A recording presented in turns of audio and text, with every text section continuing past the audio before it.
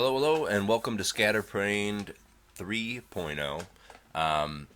This is going to be a morning video, and what I'd like to do today is kind of dive into my expertise, my field that I'm probably most experienced in as a professional. And I wanted to just let YouTube essentially recommend a video for me. And I literally just pulled it up and started scrolling down. And of course, I didn't even type in anything into the search. Obviously, they have their algorithm, and this is a fairly new account, so I wanted it to be fairly unbiased. Now, obviously, every time I click, more and more things are going to be suggested to me, but this was one of the first videos that I was suggested to watch. So we'll see how effective, YouTube is at suggesting material. In my opinion, I'm just, again, everything in this video is my opinion, based off my expertise. I'm not saying it's right or wrong. It's what is the merits of the information, the approach, and the validity based off what I think, in whether or not this is applicable, useful to somebody. So I'm going to kind of play this video. I'm going to stop it every so often, for fair use and education purposes. I'm just going to analyze it and try to support the good information, stuff that I agree with, and try to maybe not necessarily just crap on the stuff that I don't agree with, maybe applying just a different perspective as to why I might not do this or suggest something that is suggested by this individual. Now, before I do anything, what I always appreciate is when someone has the strength or the bravery or the willingness, and in a lot of cases it's stupidity, but when somebody has the balls to put their information out there, they're putting it out there so that people are going to ridicule it, like what I'm doing. So I want to be as subjective as possible to just the information and its applicability to the people that I have worked on based off my experience. So enough prefacing, let's get to it. It's a 20-minute video. We'll see if we get through the whole thing, but the title is a tight psoas muscle causing your low back or hip pain? Stretches and exercises for hip flexors. Okay, so hip flexors technically is a collection of muscles. There's 6 technical hip flexors, that cross the actual hip joint, that insert above the hip or right at the hip and go below the joint. That in order for something to be a flexor or an extender, in my experience, it has to originate and insert on either side of a pivot point. So otherwise, if it doesn't cross that junction, then it can't impose its actual effects on it. Like, it could be a tertiary muscle or a muscle way down the chain that tightens, and that creates tensile strength on the joint, and then that can be an enabler for this joint to work better. So like if I had my quadricep tightening and then my hip flexors weak, my quad tightening might help the hip flexor get through a motion because they're working together in a way. So there's so much to the body. That's why I wanted to start making some of these videos and just give some additional information, and hopefully not be too long-winded, and hopefully you see a lot of value in the insight that I provide, because I could talk for so long on this. So let's just see what they pitch. I'll try to stay on task here, because otherwise I'm going to go down too many rabbit holes. Hi everyone, it's Dr. Ryan here from Straight Up Spine and Posture. Today I wanted to make a video about some of the more effective and popular stretching programs that we have while people are sitting home with the coronavirus. Today we're going to talk about a group of muscles called the hip flexors, and these are a likely cause of low back pain in today's population. A likely cause of lower back pain is, I think he said tight hip flexors. Now, I'm going to try and throw these out there. It's been a while since I freshly went through them. But you have your, iliacus, your, There's 6. I see. This is what happens when you try to remember everything. Um, uh, let's see. Um, One sec here. Okay, let me get my cheat sheet. All right. So we have our TFL, tensor fascia latte, and no, that's not something you get at Starbucks. Which will go on the outside here, on the exterior side. Hopefully this is positioned right. I didn't double check that. And you have your psoas major and minor, which sounds like he's mostly going to talk about the psoas major minor. And it does cross right over the pelvis here, deep within the tissue, and insert into the lesser trochanter right here, this little notch on the inside of your femur, which is why so much of the psoas deals with internal rotation and stabilization.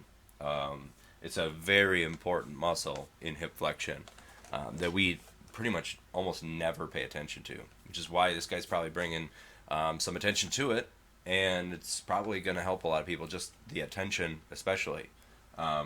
Your iliacus is this big one in the center that just lays really flat. It's like the opposite kind of design of the glute, so it's just on the opposite side, and that one too also goes into the lesser trochanter of the femur. And then we have our sartorius. Maybe I mentioned that. So sartorius, TFL, rectus femoris, which is also a knee stabilizer because it inserts into the knee, and same with sartorius. Iliacus, and then the psoas major and minor. And I would say most of this is dealing with internal rotation at the hip and stabilization of obviously the ilium and the leg, kind of holding these two pieces of bone together.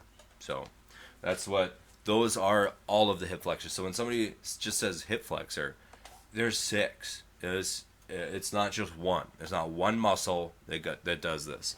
And not all of these hip flexors do the same thing. There's different divisions of each one, and most of them don't just protect an angle that's like 1 degree. They protect like 20, 30 degrees of movement, and that's their job, to kind of oversee that movement. So there's so much more to it, but in general, yes, hip flexor, 1 of 6. In particular, we're going to focus on a muscle called the psoas, starts with a P, and that's one of the hip flexors. Now, most people are familiar with the hip flexors when you're sitting doing your thing for a long period of time, and you go to stand up, and you have this tightness in your hips. So a lot of people will do one of these numbers to stretch that out.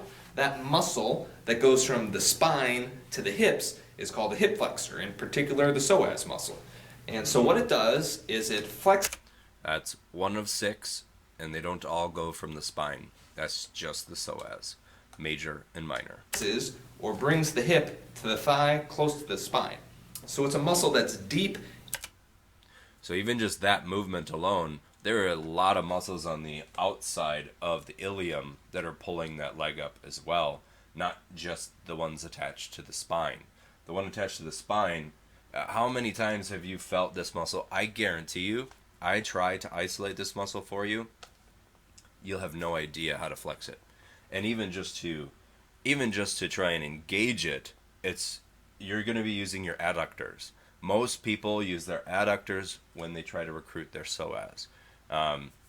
It's one thing to have a shovel or a hammer. It's another thing to use it. If I need to put a nail into wood, I'm not going to grab my shovel.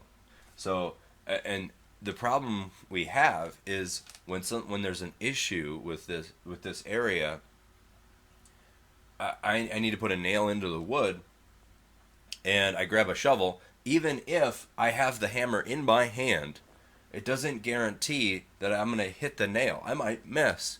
Like, our bodies are so designed to compensate and create some of these other movement problems because they're trying to find a way to adapt to your lifestyle. So if you're seated all the time, they create these mini problems because they want to make you really good at sitting. But now you're telling that you want to stand up and run around? Well, make up your mind. So your body is like, well, majority of your day you're seated. Why don't you want to be better at sitting? And you're like, oh man, that sucks. I'm getting really good at sitting. But man, it sucks when I run around because you're not running around. And then you see people that run around all day, they suck at sitting. Like, so you have to have that balance. So your body's not stupid. It's just designing you the way you're telling it you want to be used. You want it to function. So give it the right tools and refine those tools. So let's sorry, interjecting too much. In the body, on the front of the spine.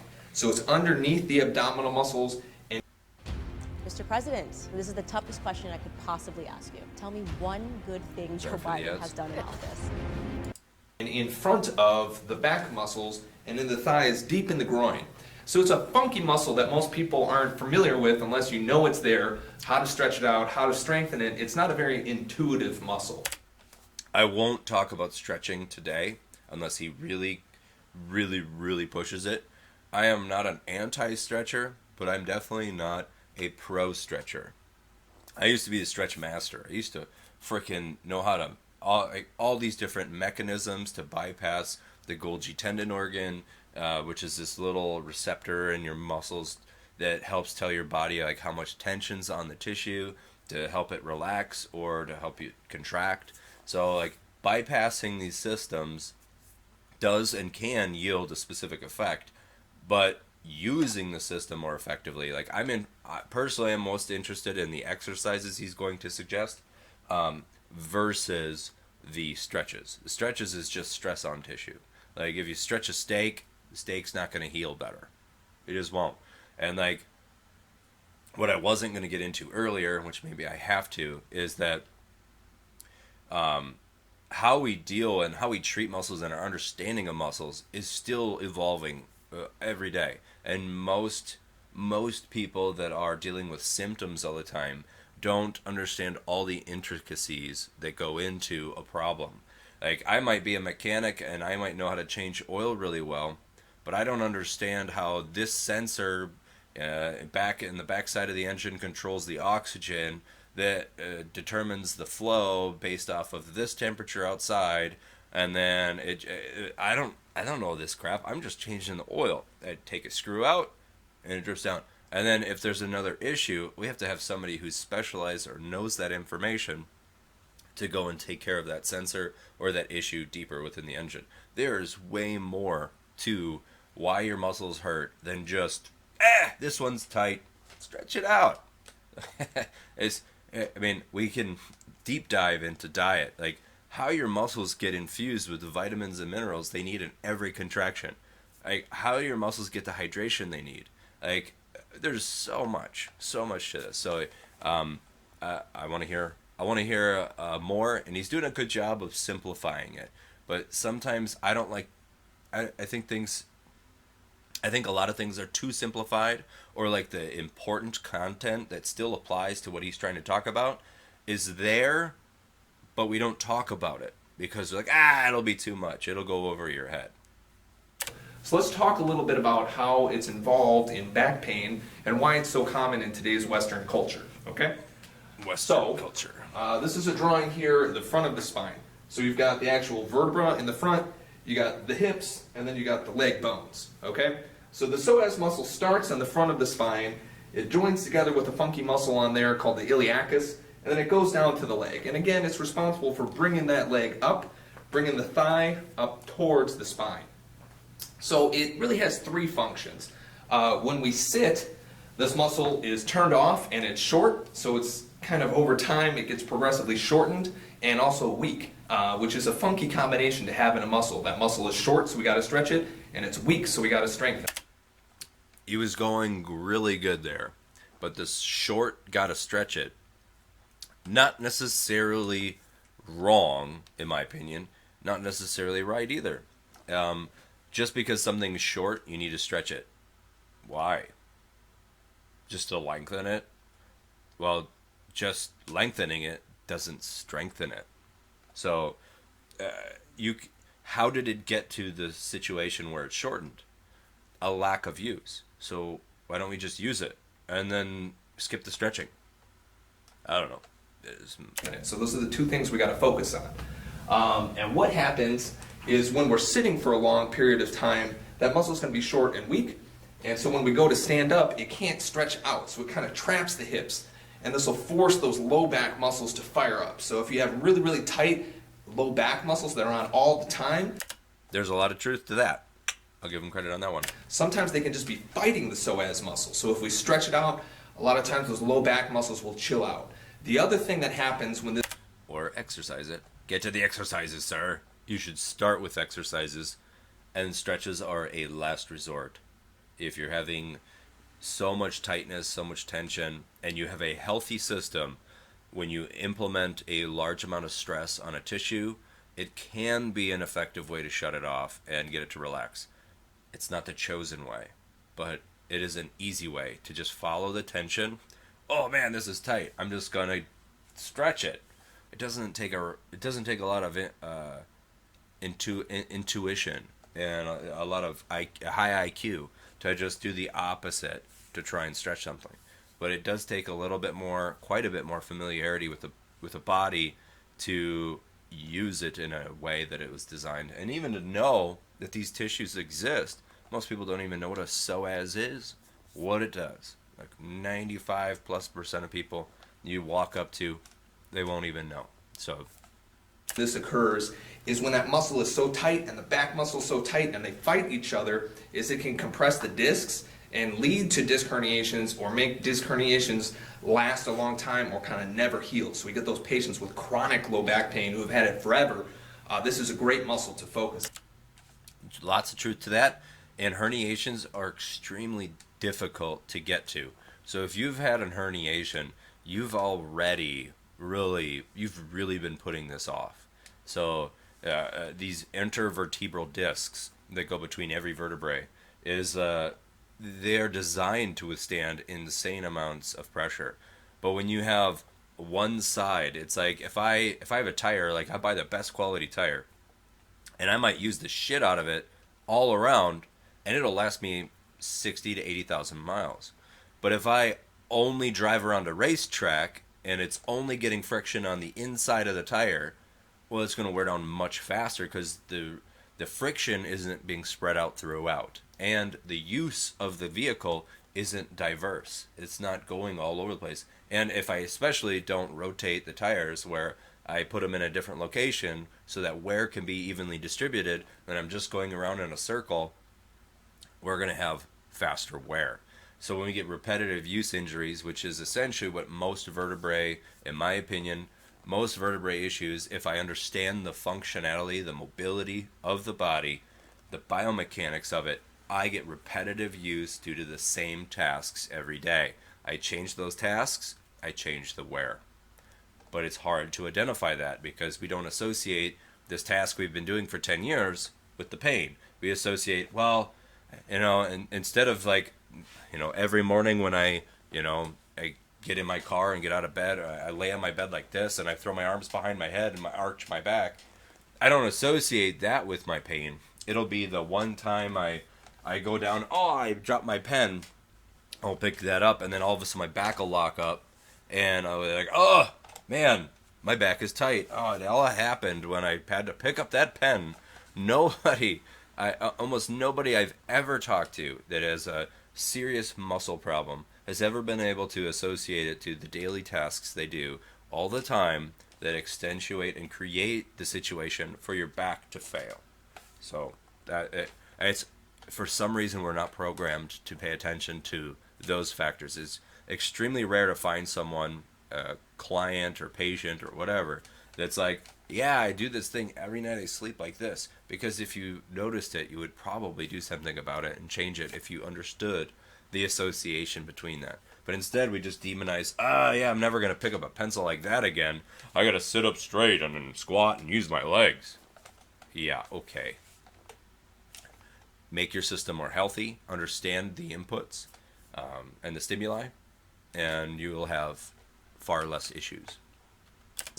So what we're going to try to do is take that muscle from its short state that it's in when we sit all the time, and then when we stand it lengthens out. What we want to do is we want to stretch that puppy out so that we can extend our back, or conversely so we can bring that hip into extension, so we can use our butt muscle, our glute, which is a really important muscle. We want to be able to use that to move the leg in a natural way. So if that psoas muscle is really tight, it's going to stop it. It's not going to let it do it. That can lead to labral injuries, hip pain, things like that.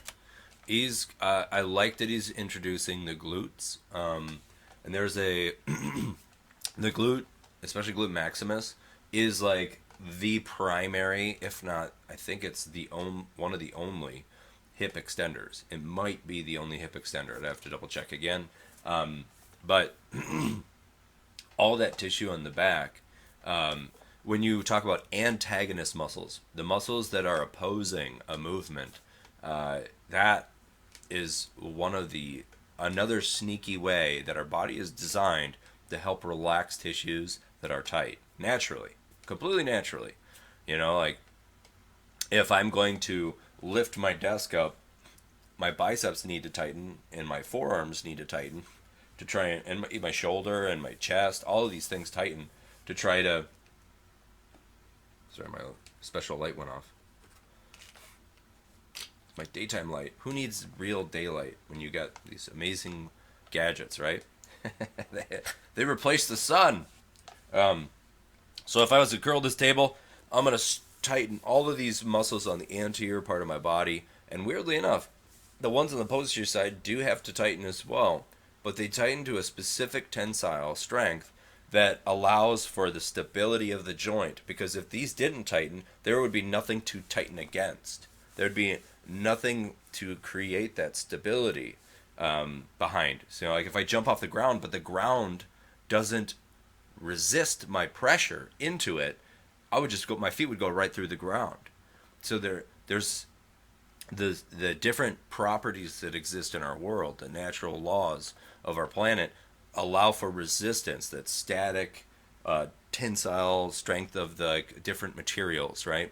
And our body's artificially creating these things with our muscles and these different ions and vitamins and stuff to create these actin and myosin ratcheting, blah, blah, blah, all this science crap to create this tension. Well, if I'm trying to curl this, I need my triceps and posterior side muscles, most of them, to mostly relax at a specific amount so I can actually achieve this lift. Well, if my biceps then are tight, to use the same property in the inverse would be to straighten my tricep and try to strengthen that and use it, and that will allow tell my bicep to relax. If my biceps were tight, I have a natural process, and there are the receptors and whatnot that will perceive that strength and movement in the opposite direction and relax, because you're telling your brain and your body and your muscles to relax, because I want to straighten my elbow this way with a lot of strength. And then the bicep will then be told, hey, shut down, relax, we need the tricep right now. So when you're doing that tug-of-war match, it really is like a tug-of-war. That's how you can alleviate some of these issues. And when he's suggesting the glute kick on to try and relax the flexor, it's because it's the opposite antagonist muscle. So it's the one that does the opposite kind of pull on the same joint. And we have these everywhere. Like, if I can do this with my face, I can do this with my face. Because the body has to have an answer. Otherwise, I would just stay like this all the time. And you don't want to see that. Looks like a scrotum. Too. So it's a common source of hip and spine pain, okay? So we're going to go through a couple stretches that we can stretch this muscle out. We'll go through a couple exercises where we're going to engage that muscle and make it go through a range of motion to kind of build the function of the muscle. This guy's doing a great job presenting. He's doing a great job. And then we'll talk about a very particular piece of equipment called the Psoas, which is a direct compression, so we can get like a manual release out of it. So it's not super comfortable, more of an advanced technique, but it's something that we like to do here in the office and we get great results with, okay? Let's switch over. That might be something similar to what I use as a digital friction, where I'll put my fingers and I'll actually try to put pressure onto the psoas manually and articulate it, and palpate it or whatever. So all these medical terms and stuff that, it's fun. It's fun to see people move better, and to give them answers. It's addicting to actually help people, like stuff that they've been dealing with for so long, and you work with them on a table for a bit, and they can walk away feeling like 30, 40, sometimes 100% better, at least the feeling. Now the function, that comes with the time. I would never suggest that, one session will ever fix anything. At least not with me. I'm not a chiropractor. I'm assuming this guy's a chiropractor. Looks like, a chiropractor. And like the focus on the spine and stuff. But he's actually diving into muscle issues that associated with what he's seeing as a chiropractor, which is what a good chiropractor would do. So I'm really happy to see the level of information and detail about the muscles that this gentleman's showing. To the table, and we'll talk about how we do those exercises and stretches. All right, let's talk about some stretches and exercises for the hip flexors or the psoas muscle in particular. You don't really need any equipment for this, but some really basic equipment can be very helpful, okay? Piece of equipment number one that we're going to need is a simple band. This is a 2 by 10 inch circular band. You can get these on Amazon for like $5. I'll try and post a link below. So they come in a variety of strengths, so this one's pretty easy. You can get a little bit bigger, a little bit stronger, stuff like that. The other thing that's really helpful to have is a stretching strap or a yoga strap. We like this one called from TheraBand. It's got loops, it's a little bit elasticy, and then it's hard, so it's nice because you can kind of keep track of your stretches. So this is a nice thing. Then that other thing that I mentioned, the Psoas, this thing is super ridiculously overpriced. It's $80. If you really have back pain, that might be a great $80. Otherwise, it's a piece of plastic, so it's a pretty expensive piece of plastic, but we love this thing. So sometimes I'll walk past the mirror and then I take a double take. I'm like, ooh, who's that? Oh, that's me. Oh, you look good. This is...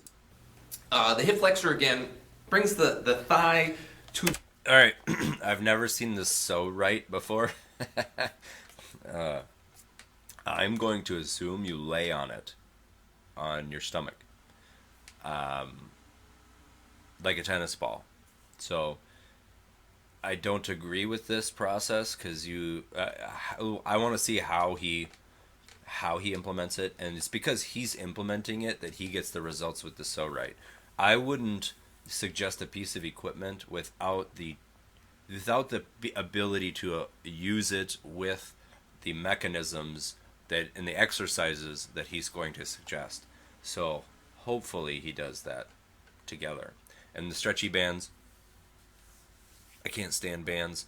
If you need a band to elicit resistance, most of the time you can replicate the resistance just using gravity with specific movement. So if you're laying in bed, if you can lay in your bed, you can just rotate your body to a specific position where you can accentuate the angle that you need to train, just to hold it or do more repetitions. All of those things are possible to use the tissue that you're shooting for. And then what I like to do too is, use your hands to try and, help coach your body which tissues to use. So if it is the psoas, you can press down and, we'll get into it. I'm not, the spine. So it's a classic kind of problem with the hip when we're sitting. So the first thing that we're going to do is we're going to try to stretch that out, okay? And the easiest, most classic type of stretch for this is a stretch called the runner stretch. You've probably seen this one before and you just didn't realize exactly what it was stretching. This is a common problem muscle with runners because they engage it so much as they're running. So with this... I don't necessarily agree with that. I think it's a compression issue because the spine gets compressed so much from the trauma of running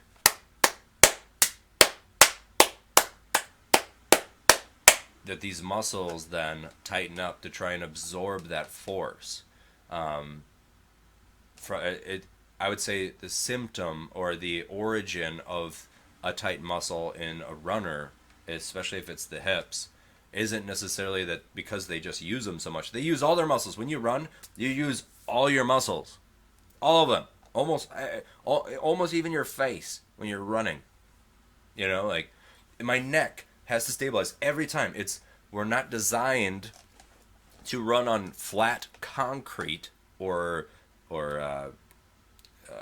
blacktop for 2-3 hours a day.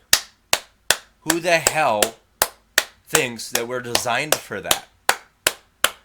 That's why if you see anyone doing that, 99.999% of the time, they're not barefoot. They have these big squishy shoes on that help damper and distribute that force and stress all over the place. And then I can talk to you forever about feet and shoes and all that. But this is the problem. Like, and that's nothing. I'm annoyed by that constant pressure.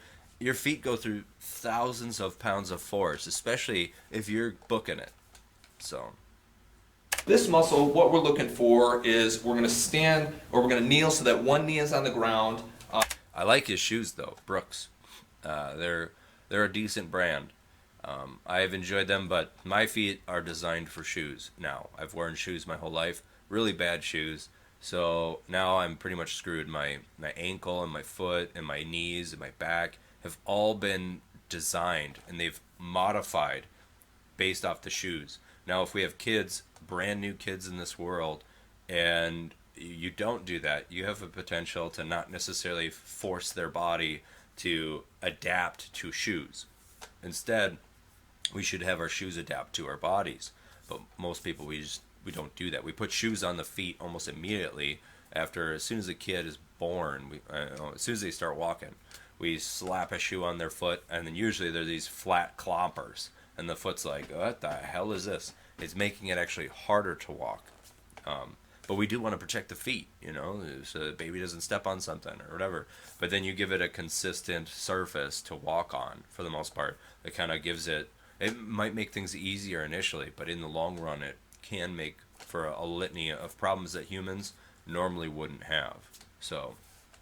And the other leg is in front. Now we're trying to stretch out this muscle, not necessarily the quad or the thigh muscle. We'll get some stretch in that, and that's an important muscle. But mainly we want to be engaging this deep muscle in there. So you should get this deep kind of aching sensation in the hip, kind of like the lower abs below the belly button, that type of area. The muscle that does the opposite movement of the psoas, like we discussed, is the glute max, or your butt muscle. So we want to flex that as we're doing this. So if we stretch, we can start like this, lean forward so we get some stretch in the hip there, and then we can flex that butt cheek, the right butt cheek, and get a nice stretch through the thigh and deep in the hip. So this is kind of a beginner stretch. It's a good place to start. When you create these fixed position stretches like this, static-y type, I mean, he's still actively is suggesting you exercise, or you move into a position and you're elongating the joint in question, right? The tight one, the shortened muscle. If he's going to do that, and he's got these fixed positions, that's not a natural movement. So it is just creating more stress on tissue. A natural movement would be doing a leg kick, right, from behind and trying to hold it. Like if you were to think of like a karate or whatnot, and you do like a backwards leg kick, but you try to hold it. You use your glute to kick back and hold. You're still stretching things, right? But you're not putting it in this like archaic, like fix this knee down, put this hip, and then lean into it and squeeze the glute. And that muscle's just going to go, oh, God, fuck, please, no. Like, sorry for the curse. But you're essentially going to piss that muscle off. And it's going to shut down, especially if you have a high pain threshold and you frickin' torque on that thing. It's designed, it's going to shut down. Now, will it turn back on? And will it turn back on when you need it? He's not giving me that answer. He's not telling you that you're technically trying to add a stress load that forces the muscle to shut off. Like, that's not...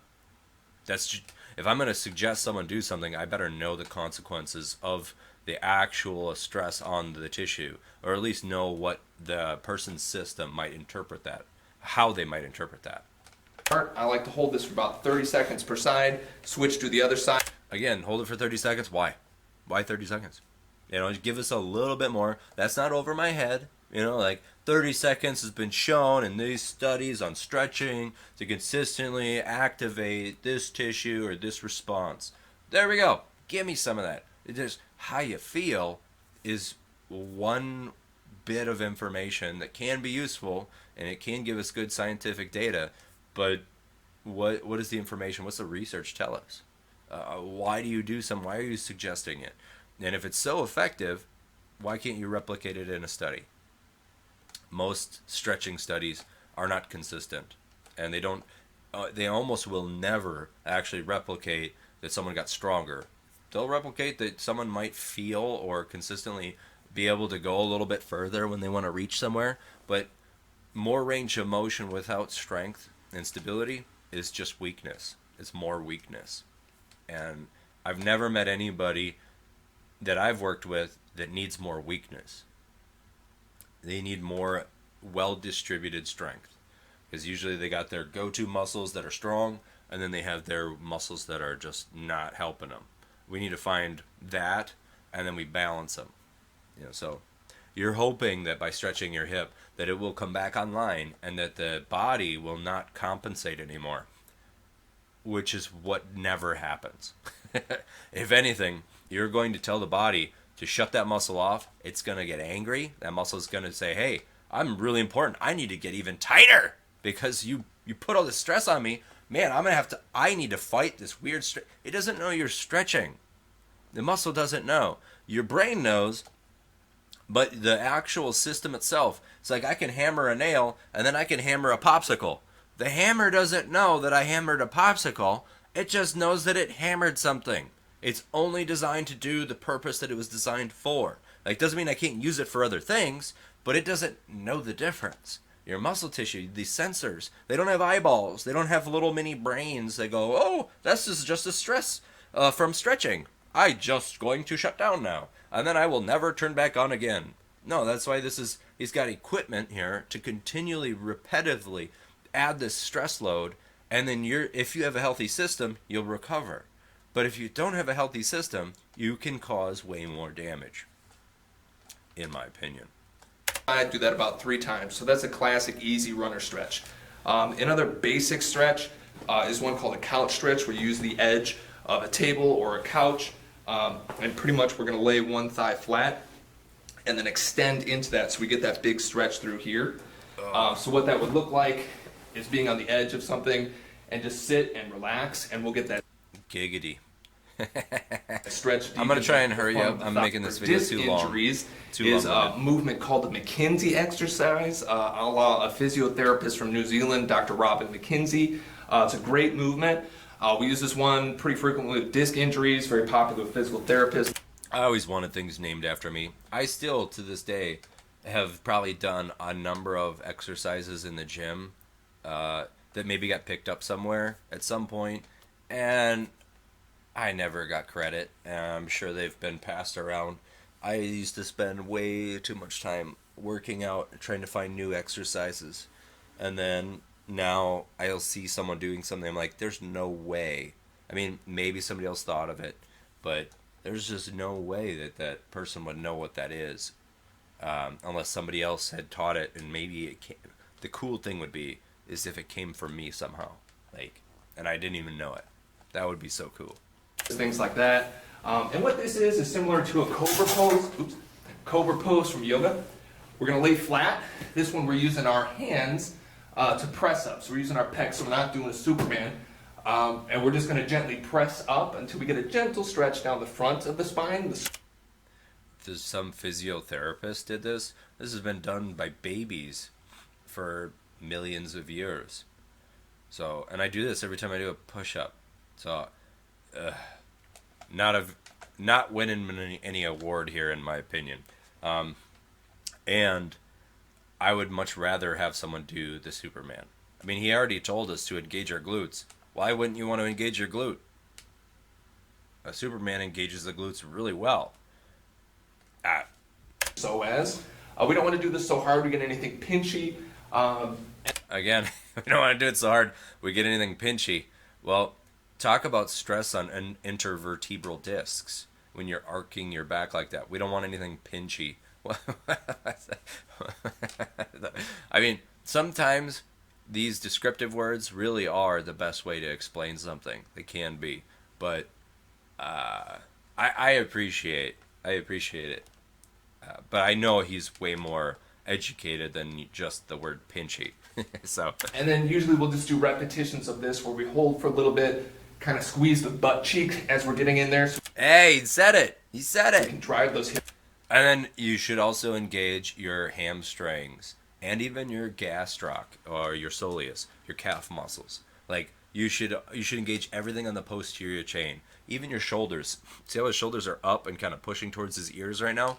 We should even see those come down a bit, where he's squeezing his serratus and his lats and his teres major and minor in the posterior side to help squeeze those scapulas down. And all of these things will help create this tensile strength that will help alleviate some of these weak areas. Because you're probably not thinking pressing shoulders down right now. He's not thinking about right here and driving this towards the table. He's just trying to make a U with his spine. And you got, on your spine, you got these things, these spinous processes that are going to hit. There's a reason why they look like a stegosaurus right here, is because they're designed to, when they get to a certain point, they're going to hit each other.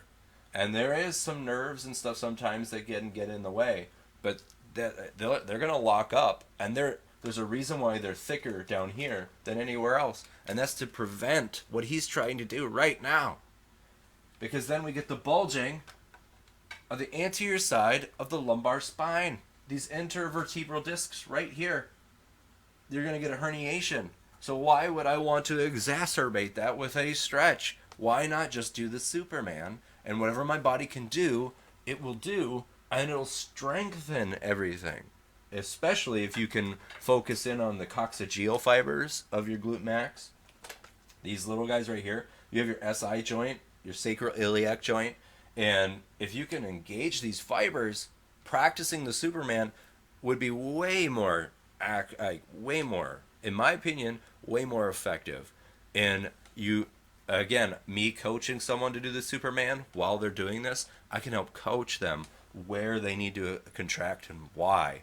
Where are they? Because just doing a Superman, you're going to recruit all the tight muscles that you always use. So it's finding the ones you're not feeling and engaging them. That's the key. Hips forward, stretch that out. So those are three kind of basic standard. And again, he's giving all this information for free. Fucking awesome. This is a great guy. He's trying to help. Stretches that we'll use. I prefer to start with this next stretch called the strap stretch.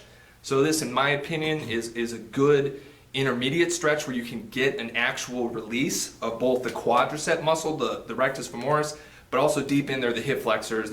Quadricep muscle, more than just the rectus femoris. But again, why is he trying to stretch the quadricep?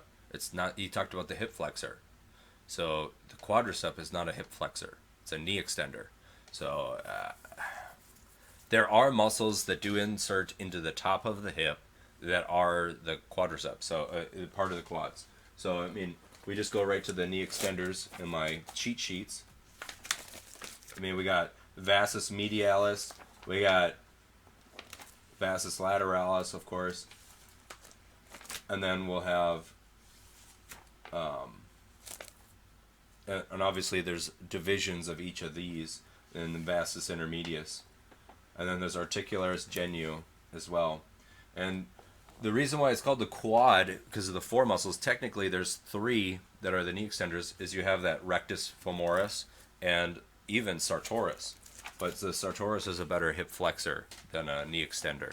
So, because it does still insert below the knee. So technically it can contribute dramatically to knee extension.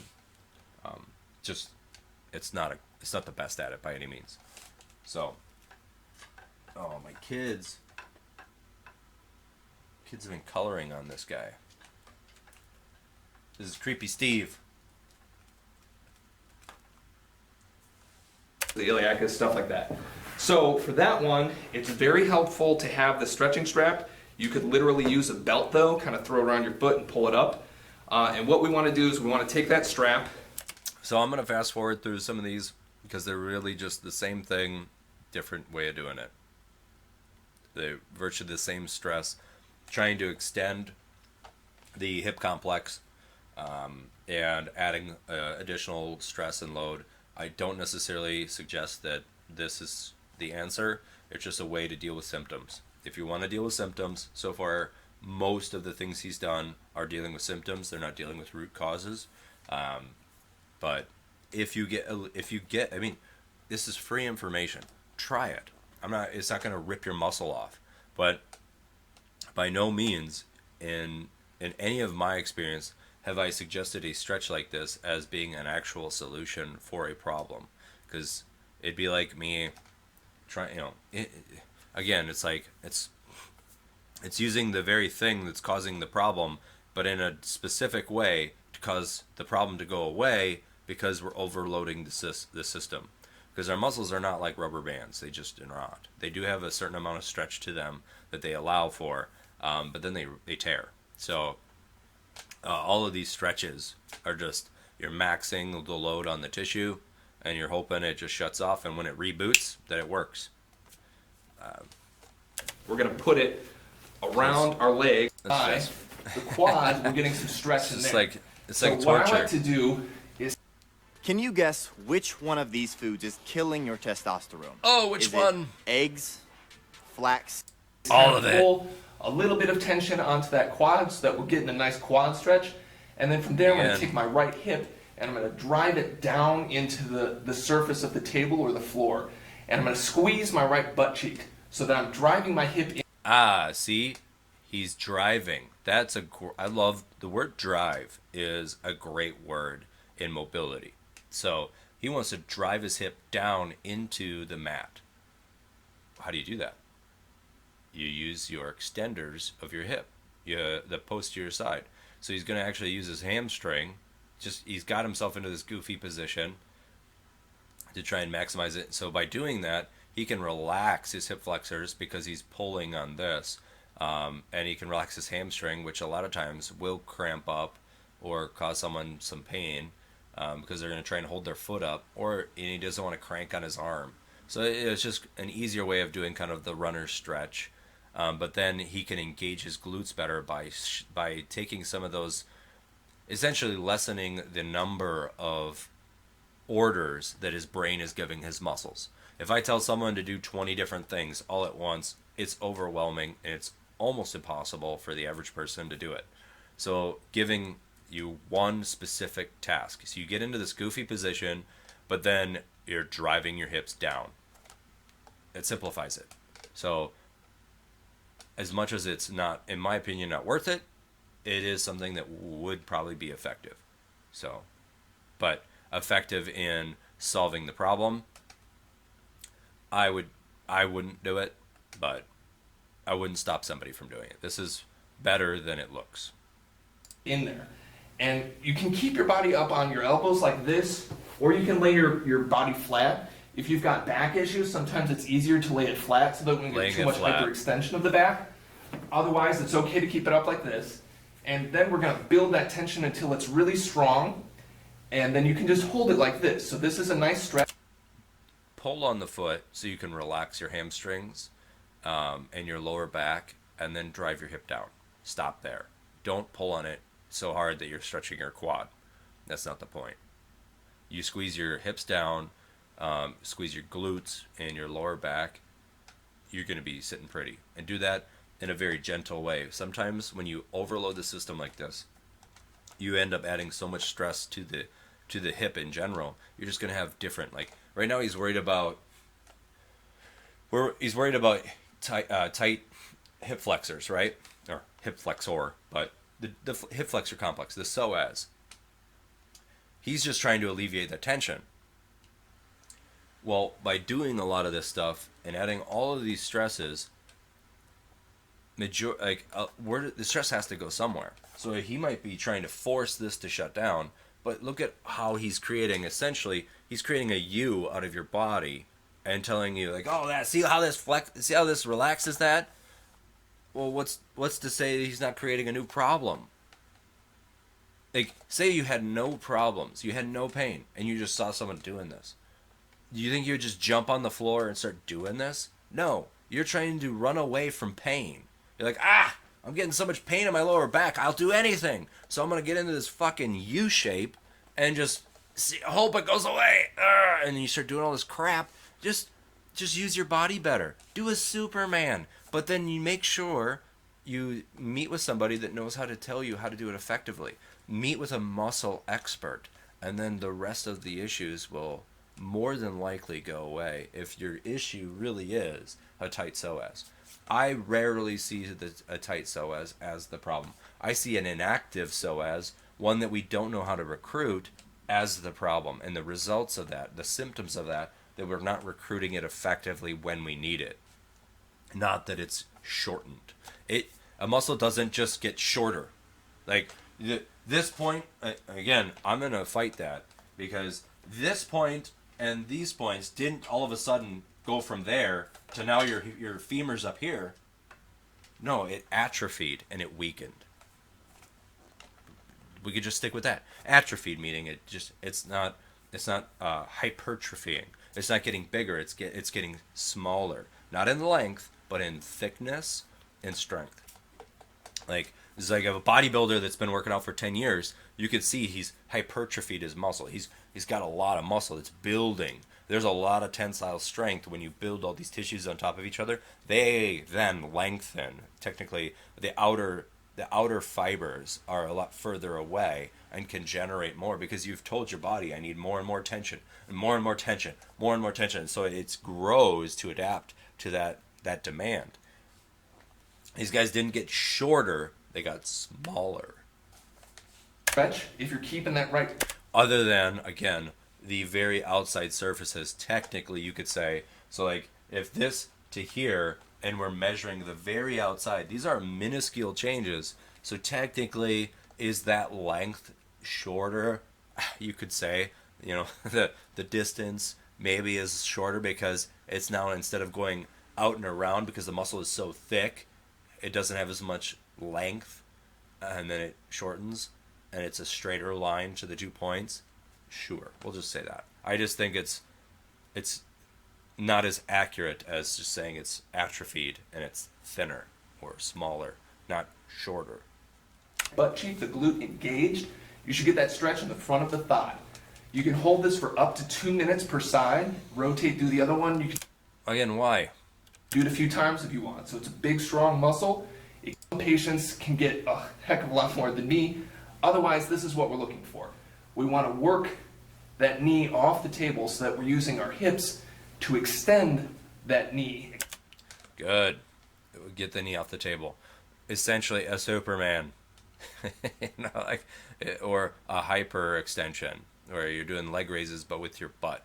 So the hip is supposed to have movement. The low back is supposed to be more stable. So those are the basic stretches. So you got the runner stretch, you got the calves, but we'll also get deep in there. We'll get the psoas. We'll get some other stuff too. So that's why I like this one. It's kind of a nice catch-all, real safe on the back, pretty hard. You can do that with a band later, but for now we'll just use body weight. So let's talk about this one. So what you're going to do on this one is you're going to lay flat on your back, and it's supposed to look like a dead bug, like on the front of a Raid can or something like that, the cockroach that's laying face up. And what we want to do here is we want to engage the core, so we don't want our back to extend, and we don't want to round that back either. So we want it to stay in a neutral configuration, okay? I like that explanation, not rounding it and not arching it. Neutral position. That's good. I don't like how he has no arch in his shoe, necessarily. They're just flat, like us. I wouldn't buy those shoes, but that's just me. So just nice and light. We're going to squeeze the muscles hard, but we don't want the spine to bend very much.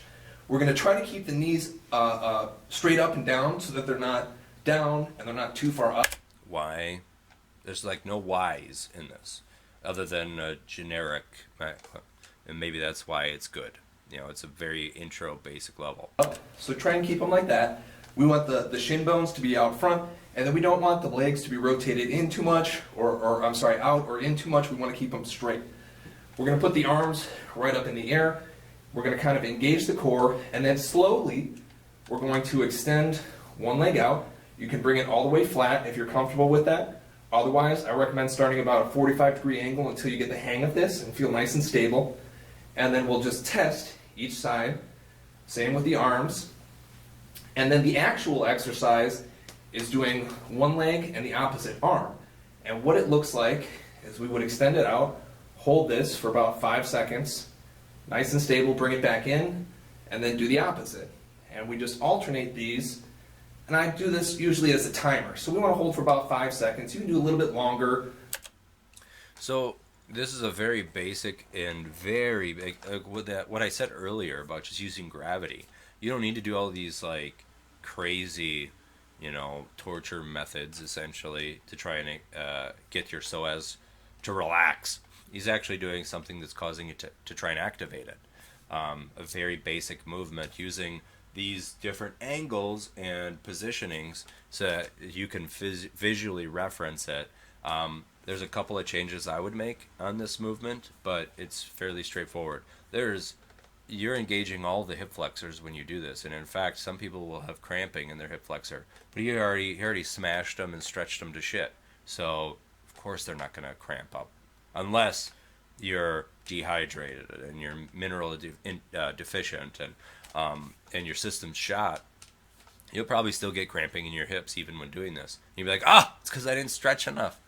No, it's because you're not taking care of all the other things that your muscles need. And the stretching is just going to short your system. A little bit shorter depending on how you feel. And we just want to get a nice burning sensation going in both our abs and deep in there, the psoas muscle. When it contracts, it pulls this up. So with this, we're doing something called... Why do we want the abs to burn?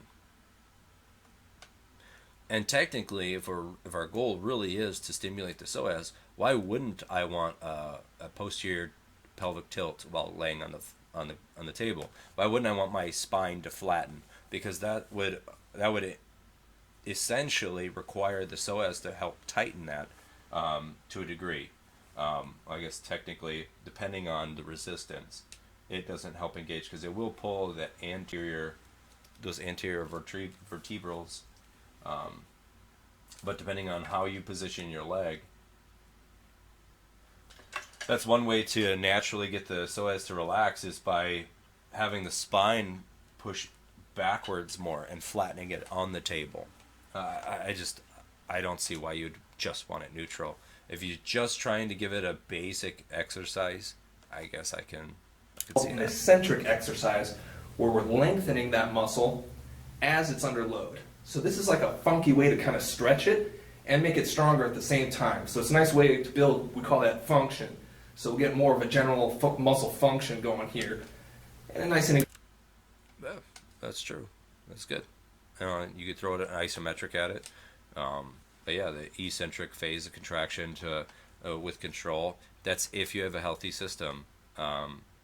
And that's if you're able to recruit it. Like, just because you move a joint doesn't mean the right tissues are contracting at the right amount. And that's the problem with this. There's no specific coaching to the areas that you should feel this. Anyone can just move this way. You might actually be exacerbating the muscles that are always the primary movers. So like our brain has, if you had to get up and just run right now or sprint, it's going to try and recruit consistent muscles that it can rely upon. Because you're saying, I really need to do this thing. So your best force generating muscles that are more stable and consistent, that it's familiar with, are going to be the ones that it defaults to. A lot of people say muscle memory or whatever it might be. How do you subvert that? By just doing an exercise. Well, when we stretch the shit out of it, we've already shut down most of the hip flexors. Now we're hoping the right one now we're hoping the psoas just does it. Well, we didn't just stretch the psoas, we stretched everything on the front. Hell, you were stretching the quad, you were stretching your abs, you're stretching your, all of this crap. And you got a lot of trunk muscles in here, not just your abs. You got your TVA, and the rectus abdominis, but then you have all your adductors in here that were stretched that go from your pelvis, pelvic region into your femur as well. All of this all the way down and even below the knee on a lot of them. Like, we were just cranking on all this stuff. We didn't just stretch our psoas. And then now we're not only going to work our psoas. Hell, he even has his arms in the air. Why? Right? So if we're trying to target this muscle, why all of the charades? There's a way of being much more specific and giving a lot more specifics with why you're trying to do something. Engaged, okay? So same thing, we do this for about a minute, maybe repeat 2 or 3 times. I like to do things in circuit where we're going to alternate, but this is a great exercise. You get a nice burn. It's advanced enough that you can really feel it, but not too easy, but not too hardcore where it's going to stretch your back out and tweak things. So it's a great exercise. I agree. The next one that we're going to do... It's a good one. But for what he's intending it, I can't say for sure. Why dating a young Latin woman is a good option? What the heck? Latin beauties. It's called a band march. So this one, oh, God. you can do this without a band. Hip flexors. So all right, let's just get right to pattern, if you will. A little bit apart, and make sure that our knees, that our feet, our knees, and our hips are all in a line. So for instance, we don't want to let our legs rotate out like that. We want to keep kind of good leg posture, as it were, with this. And what we're going to focus on, if I'm exercising my right... What is good leg posture? Just anatomical, a specific anatomical position where everything's 90? Is that ideal? No, it's not. But right psoas, I'm going to bring this up so that I've got a nice contraction here, and then on my other leg... Oh my gosh, my hip flexors, my TFL, right out here would just be on fire. There's no way I could do this for a long duration. I'm going to straighten this out just so that it almost touches the ground and hold it there. And my focus... Your anterior tibialis on the, on this leg right here on the front. If you have shin splints, you'd be fucking going mad right now.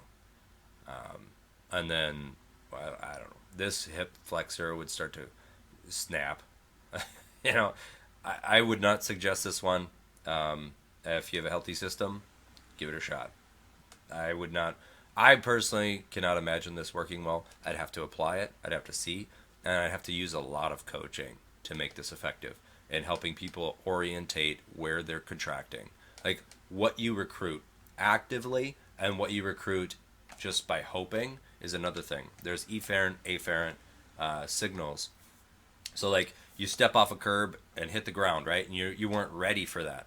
What muscles respond to that is that muscle memory, right? Like everyone is familiar with that term. But the automatic system, the muscles that get recruited automatically when you get a stimulation or an issue or stress, those muscles are a different set of muscles than when you consciously contract tissue. Like if I knew the curve was there and stepped down, very different response that my system has. And it uses different muscles.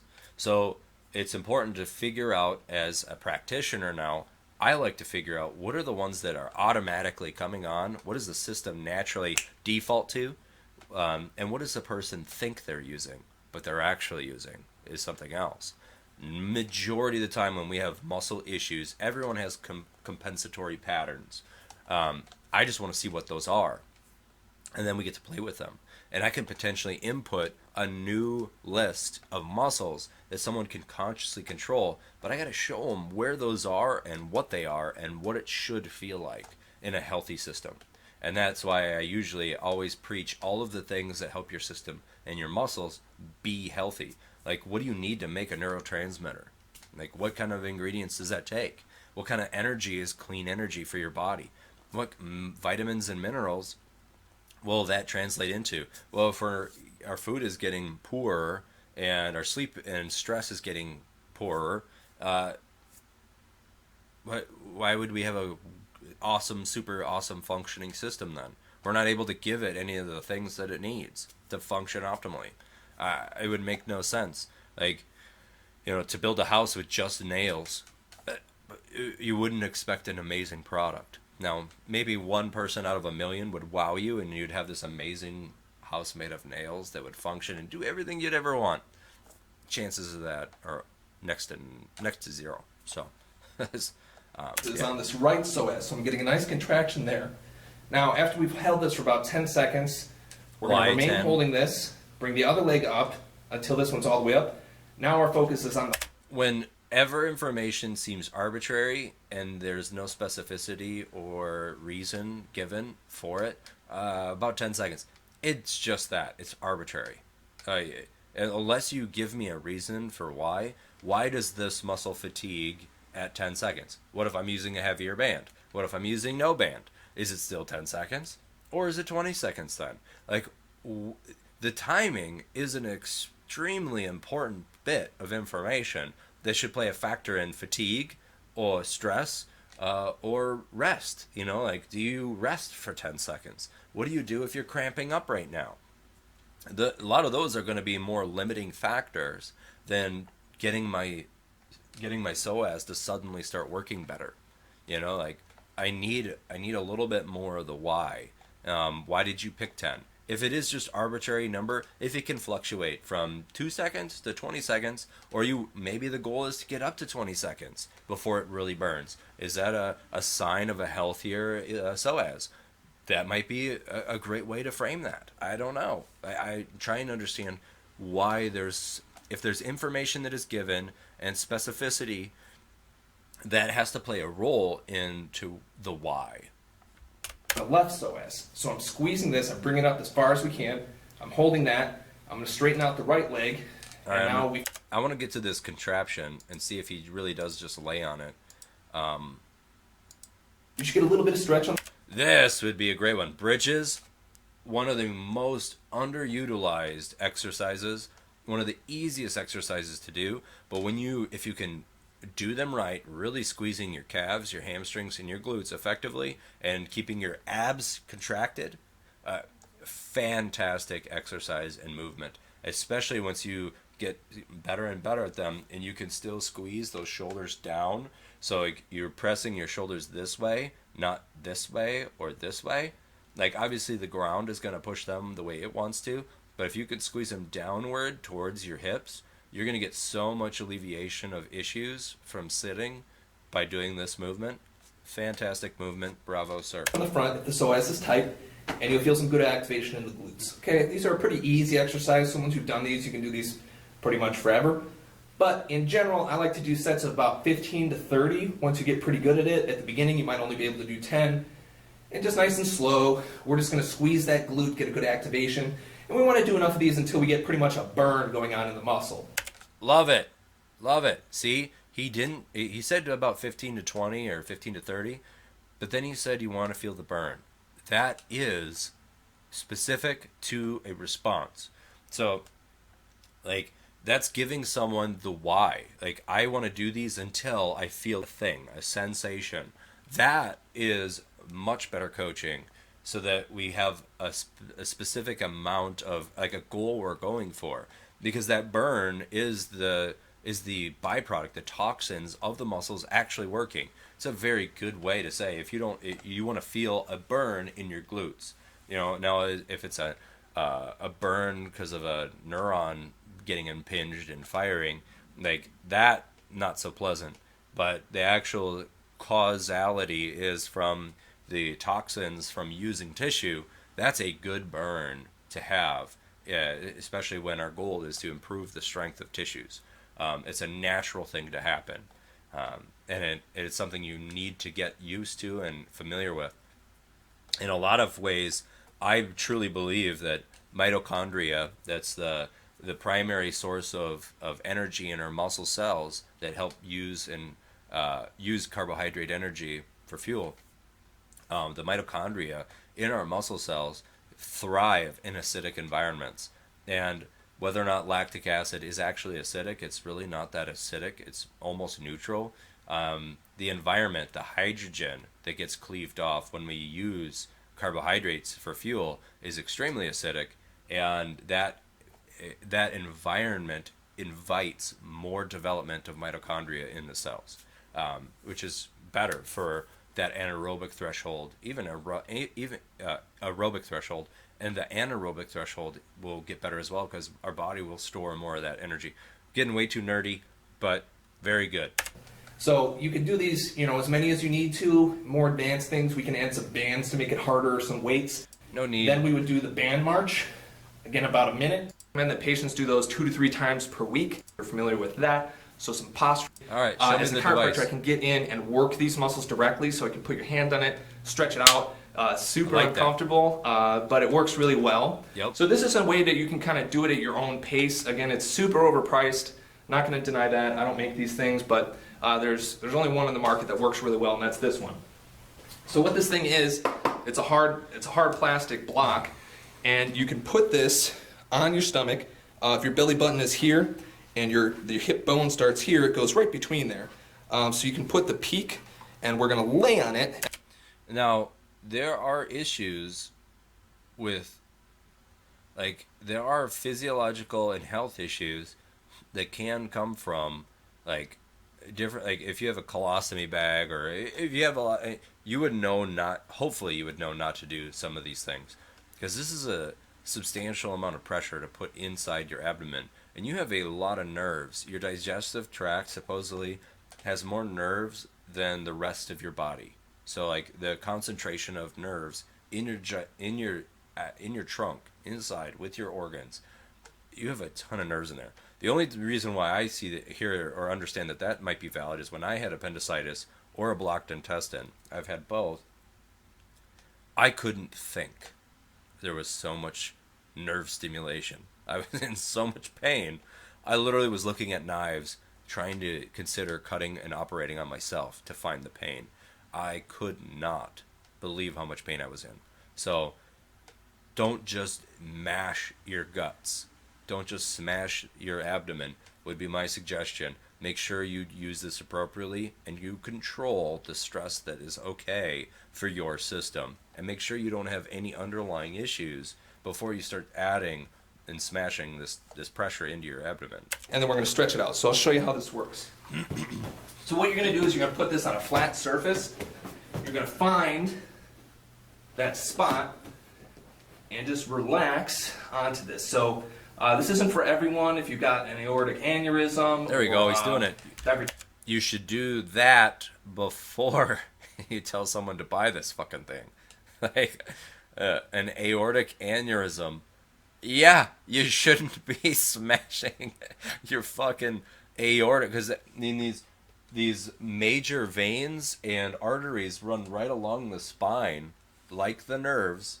But your nerves, I think, this guy would know way more about where the actual nerve plexus are and cords. Spinal cord itself should be, I guess, assume inside. But we do have nerves that run along here, and that's what these little funny things are, these branches of nerves that would reach out. But yeah, just smashing into there, you have a blood flow issue that's possible. And a lot of times you might have someone that has a potential for a blood clot or an embolism. Particular, if you've got appendicitis, stuff like that, those are kind of contraindications, but for most people this is safe. Appendicitis. I hope you don't have appendicitis and lay on this. You would want to murder this guy. Should probably check with your doctor or your therapist before. Should probably? You should. At least know that you're healthy. I mean, it seems like a dumb thing that you'd have to check with somebody, but if you're already having all these problems and pain, the chances that there might be some underlying issue are much higher than if I just grabbed an average healthy person off the street. So if you're already having lower lumbar issues and then just adding this load of stress, it better be with someone or with the knowledge from someone that can help you deal with it, so you don't cause a new problem. And this isn't something super dangerous. It's just another thing that's adding a lot of stress in a specific area that is very sensitive. Before you do this. Otherwise, for the majority of patients, you're going to take a deep breath, let this settle in. I'm going to do my left leg. So what I would do is shift my weight to the left. It's going to compress that psoas. This is like taking torture to the next level so far. Deep and funky. And then I'm going to straighten my left leg and lift my left shoulder a little bit. Try to lengthen the spine out. And you get this deep stretch.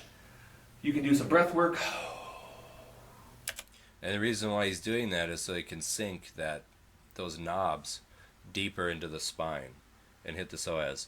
So like, you'll never actually touch your psoas, but you will put pressure enough pressure that it will stimulate or potentially activate the nerves on the psoas because of the pressure as it's generating in. So invariably you can get some pressure onto the psoas, whereas normally it doesn't really feel much pressure. And let that stretch out. So it's a real funky stretch. It's a good way to get in there and release it. It's very... Release it. I can go on for an hour about why I disagree with that use of that word. Effective for a lot of our patients, despite not being super comfortable. They really like it long term, okay? So if you're seeing this on YouTube... Well, overall, nice job, sir. Some really good information, and undoubtedly you're going to have some people that get relief by this. And it's free information. So he breaks it down pretty easily. It's pretty straightforward. I'm probably way over the amount of time I should be talking, but overall, hopefully my input has helped to kind of inform you on some of the aspects, give additional content. And I'm sure if I talked with this guy, we'll probably disagree about a lot of things, because overall it sounds like he's a chiropractor. I look at chiropractics as in a lot of ways as chasing symptoms, but when used for an underlying cause, like if someone is their joint is displaced and there are real issues that can't be solved, especially some of these joints and junctions, it's really hard for your body. I've adjusted my body with my muscular system more times than I can count. Like, in the mornings, I have a routine, and I can show you. If you have lower back pain, I should probably show you my specific exercise. And it literally will get pops out of my hips and my lumbar spine. And all I'm doing is essentially squeezing my groin and bowing. And I'll get all of these muscles to try and tighten my SI area as well, and loosen that a little bit naturally, but strengthening my adductors, my groin muscles that draw my body together, and relax the ones that are constantly fighting while I'm sitting in a chair and fighting the atmospheric pressure and all these different stressors. I squeeze all of that based off how I sleep too. I sleep fairly poorly, like in a position, but I have exercises that can help me correct and offset some of that. So it's not necessarily bad stress unless your body can't handle the stress, or it's too much, so stress can be interpreted in a million different ways. But overall, not a bad bit of information. Do the bridges and do Supermans, and tell me you don't get any relief in tight hip flexors. And remember, it's not just the psoas as the hip flexor. There's a lot of muscles that do it. The ones I listed before, there's 6 specifically. And the psoas has a minor and a major division to it. So there's a lot of movement and a lot of activation that can go in. This guy is on a good track, and he has a good balance. He's going to satisfy a large range of people, which is probably why he's successful and why YouTube suggests him to me. So bravo, sir. Nice work. And hopefully you guys got some value out of this. Thank you. Take care.